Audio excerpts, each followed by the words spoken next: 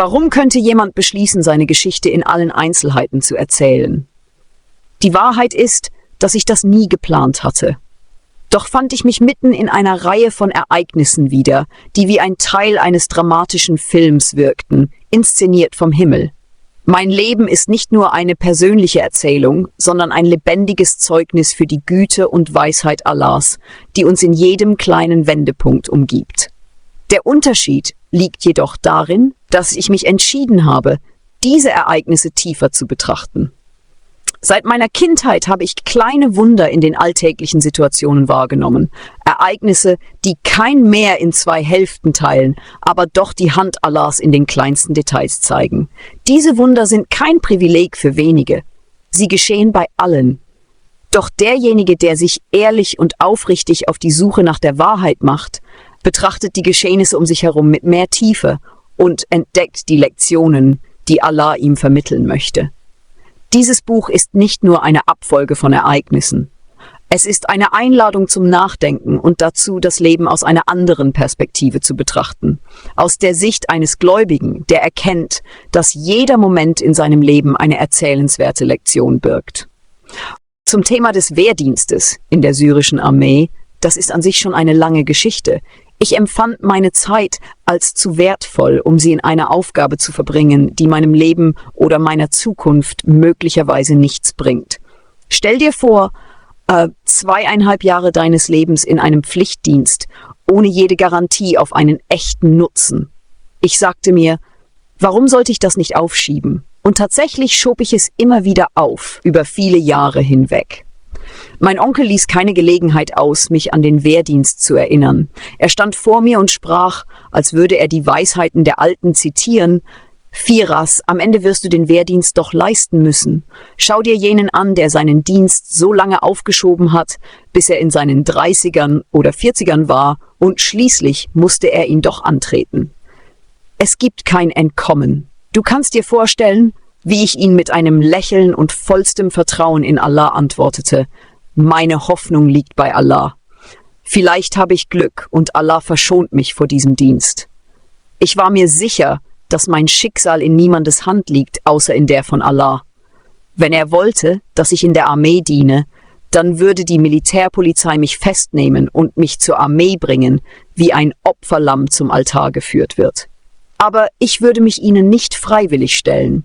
Das widersprach meiner Hoffnung auf Allah. Ich würde mich nicht ergeben, als wollte ich der Welt sagen, hier bin ich, völlig verzweifelt an Allahs Barmherzigkeit. Nein, niemals. Es gab keinen Krieg, und selbst wenn es einen gegeben hätte, wer konnte garantieren, dass dieser meinen Prinzipien entsprach? So blieb ich in Syrien bis zu meinem 35. Lebensjahr, fast 15 Jahre vom Wehrdienst, abtrünnig. Ein Wehrdienstverweigerer lebt normalerweise wie ein Flüchtiger. Er vermeidet Kontrollpunkte und bleibt in den Schatten, damit ihn niemand sieht. Aber ich entschied mich, das genaue Gegenteil zu tun. Ich betrat staatliche Einrichtungen und zeigte meine Ausweiskarte ohne Angst, als wollte ich den Beamten sagen, hier bin ich, der ehrenwerte und überaus säumige Bürger. Ich begegnete Militärpolizisten in Bussen und manchmal hatte ich das Gefühl, dass mich einer von ihnen lange ansah. Doch ich erwiderte seinen Blick mit einer Kälte, wie sie nur ein Kühlschrank mitten im Winter haben könnte. Das war ein Teil von Allahs Gnade, dieses immense Vertrauen, das mir nervenstarken Stahl verlieh. Meine kühle Gelassenheit machte mich unantastbar, nicht weil ich irgendeine Magie oder List besaß, sondern einfach, weil ich keine Angst hatte und mich bewegte, als würde mir der Ort gehören. Wer keine Spur von Angst zeigt, an dem wird niemand zweifeln. Dann begann die Krise in Syrien. Die Ironie war, dass ich in Friedenszeiten nicht zum Militär ging. Sollte ich mich dann in Kriegszeiten verpflichten? Hier begann ich zu zögern. Die Entscheidung war schwer, die Sache zu groß für einen unüberlegten Schritt. Ich war mit meinen religiösen und wissenschaftlichen Forschungen beschäftigt und unsere Region war weit weg von den Konflikten, sodass ich nicht wusste, wo ich stehe oder zu wem ich gehören sollte. Eines Tages rief mich ein lieber Freund an und sagte: Worauf wartest du hier in Syrien? Es könnte passieren, dass du gezwungen wirst, für eine der Parteien zu kämpfen und dann eine Waffe hebst und möglicherweise jemanden tötest. Ich antwortete: Du hast recht, wie konnte ich das übersehen? Er erwiderte: Ich kann dir mit einem Geldbetrag helfen, damit du nach Libanon reisen kannst. Die Idee war neu für mich und Libanon schien ein vorübergehender Zufluchtsort zu sein. Alles, woran ich dachte, war, Syrien zu verlassen, auch wenn ich nie ein großer Bewunderer des Libanon war. Das Leben dort erschien mir wie eine verzerrte Version von Europa. Manche versuchten, den Westen zu imitieren und boten dabei eine Darbietung, die manchmal amüsant und manchmal nervig war. Lange zuvor hatte ich einen Traum gehabt, der andeutete, dass ich in den Libanon reisen würde.